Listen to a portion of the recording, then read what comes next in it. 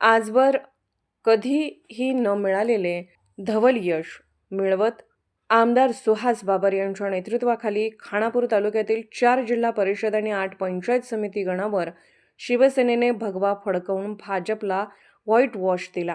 या निवडणुकीच्या निमित्ताने आमदार सुहास बाबर यांचे नेतृत्व धुरंधर ठरले आहे। दिवंगत आमदार अनिलभाऊ बाबर यांच्या स्नुषा डॉक्टर शीतल बाबर यांनी नागेवाडी जिल्हा परिषद गटातून तब्बल 10,614 मतांचे मताधिक्य घेऊन सांगली जिल्ह्यात विक्रमी मताधिक्य मिळवण्याचा मान मिळवला। खानापूर पंचायत समितीवर एकहाती सत्ता मिळवत असताना आटपाडी पंचायत समितीवर देखील भगवा फडकल्याने आमदार सुहास बाबर यांच्या यशाला सोनेरी किनार लाभली आहे।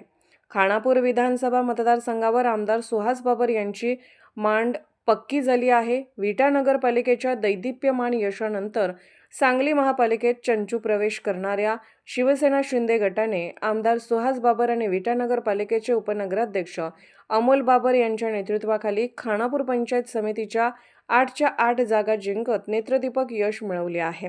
जिल्हा परिषदेच्या 4 जागांमध्ये दिवंगत आमदार अनिलभाऊ बाबर यांच्या स्नुषा डॉक्टर शीतल बाबर यांनी नागेवाडी जिल्हा परिषद गटातून तब्बल 10,614 मतांचे मताधिक्य घेऊन सांगली जिल्ह्यात विक्रमी मताधिक्य मिळवण्याचा मान मिळवला आहे। तर भाळवणी जिल्हा परिषद गटात शिवसेनेचे उमेदवार हिम्मत जाधव यांनी 3,996 मतांचे मताधिक्य मिळवले। तर खानापूर पंचायत समितीच्या माजी सभापती मनीषा बागल यांनी लेंगरे जिल्हा परिषद गटातून 4,105 मतांचे मताधिक्य मिळवले। तर त्याचवेळी करंजे गटात मात्र शेवटच्या फेरीपर्यंत चुरस कायम राहिली।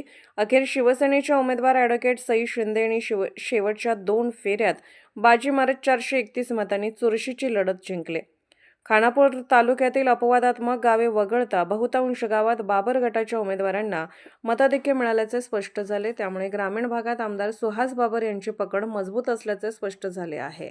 विधानसभा पाठोपाठ तिसरा व्हाईट वॉश आहे, काय प्रतिक्रिया आहे तुमची? मी पहिल्यांदा खानापूर तालुक्यातल्या सगळ्या मतदारांचं मनापासून या ठिकाणी आभार व्यक्त करेन, कारण मला असं वाटतं की धनशक्तीपेक्षा कामावरती विश्वास ठेवून आमच्या पार्टीचं गेल्या 10-15 वर्षामध्ये आम्ही जे एकसंघपणे काम करतो आहे, ज्या लोकांची सेवा करण्याचा प्रयत्न करतो आहे, त्या कामाला प्रायोरिटी दिली लोकांनी आणि खूप मोठं यश शिवसेनेला खानापूर तालुक्यामध्ये मिळाले।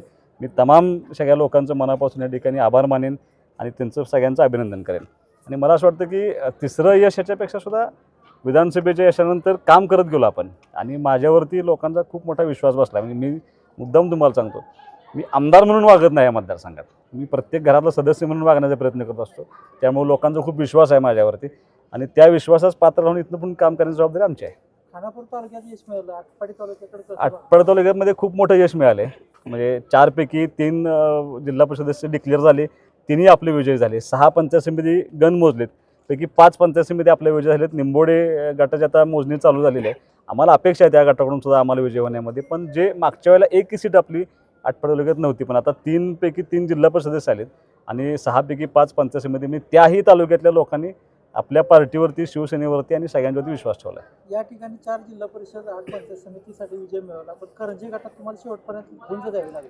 नाही, असं काय छोटी राजकारण आहे, ते झुंज जरी द्यावी लागली असलं तरी काही त्यावरच्या तांत्रिक गोष्टी, पैशाचा अतिवापर पुढच्या पार्टीकडून झाला आहे, त्याच्यामुळे ते थोडासा फरक पडला आणि आम्हाला एक्सपेक्टेड होतं की शेवटच्या टप्प्यापर्यंत ही आमची निवडणूक द्यायला, पण विजय आमचा होणार हा मात्र आत्मविश्वास आम्हाला होता। विकास कामाच्या नावावर तुम्ही निवडणूक लढवली, आता इथून पुढचं काय असेल? मुळात डे फर्स्टपासून आम्ही विधानसभेची निवडणूक असेल, नगरपालिकेची असेल ना, किंवा आता झेडपी पंचायत समिती असेल, विकासाच्या व्यतिरिक्त आम्ही कसली चर्चा केलेली नाही। जे पूर्वी काम केले आणि भविष्यात काय काम करणार या धोरणावरतीच आम्ही त्या ठिकाणी काम करत गेलो। मला असं वाटतं की जे विधानसभेला आश्वासन दिले होते, ज्या आत्ताच्या नगरपालिकेला, झेडपी पंचायतीला आश्वासन दिले होते, ते प्रत्येक काम कसं ताकदीनं करता येईल यासाठी आम्ही इथून पुढे प्रयत्न करत राहू। आणि आमच्या डोक्यात कधीही राजकारण खालच्या दरावरचं नसतं, आम्ही विकास कामाची भूमिका घेऊन इथून पुढे काम करू। विरोधकांनी तुमच्या मुख्यमंत्र्यावर टीका केली, याचं सोशल मीडियावर जास्त चर्चा मला असं वाटतं की त्यांनी त्याची पार्श्वभूमी समजून घ्यायला पाहिजे होती, पण तो राजकारणाचा डाव असतो।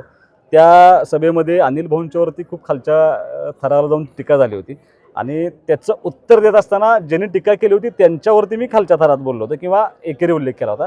CM साहेबांचा त्या ठिकाणी मी तसा उल्लेख केला नव्हता, पण तसं तरी निवडणूक जिंकता येते का बघण्यासाठी विरोधकांनी ते थोडं हाईप केलं आणि मला असं वाटतं की माझा आरोप हाच आहे की पेड सगळ्या न्यूज करायचा प्रयत्न केला त्यांनी आणि त्याच्यामुळं त्याला हाईप मिळालं, पण लोकांनी ते स्वीकारलं नाही। लोकांना माझा स्वभाव माझे संस्कार हे लोक मला खूप जवळून बघतात.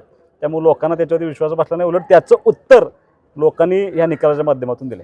संपूर्ण सांगली जिल्ह्यातून निंबवडे जिल्हा परिषद गटावर लक्ष आहे, काय वाटतं तुम्हाला? काय अजून निकाल त्याचा आलेला नाही? नाही, आता काही मिनिटामध्ये अपेक्षित आहे निकाल. आम्हाला अशी अपेक्षा आहे की ज्या पद्धतीनं सगळ्या दोन्ही तालुक्याचा निकाल लागला आहे त्याच पद्धतीनं निंबोडे गटाचा पण निकाल लागला अशी मला अपेक्षित आहे.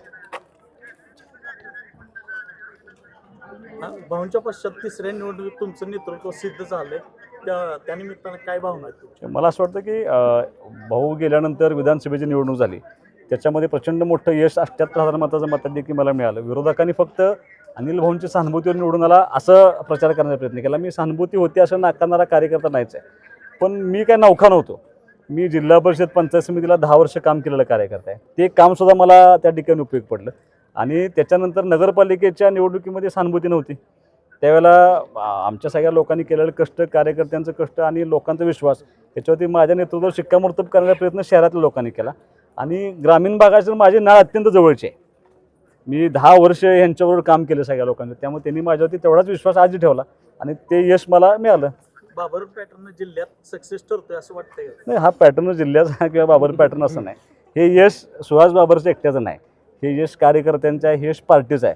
परत तुम्ही समजून घ्या, पुढच्या पार्टीनं फक्त पैसा घेऊन आले.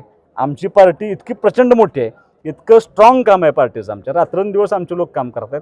त्या कार्यकर्त्यांचं हे यश आहे. हे काय बाबर पॅटर्न माझं एकट्याचं यश नाही आहे. विरोधकांचा सुपडा साफ झाला, कसं पाहताय? मी असं कधी म्हणत नाही, मी कधी कुणाला कमी लेखत नाही. पण सुपडा साफ झाला आहे याला.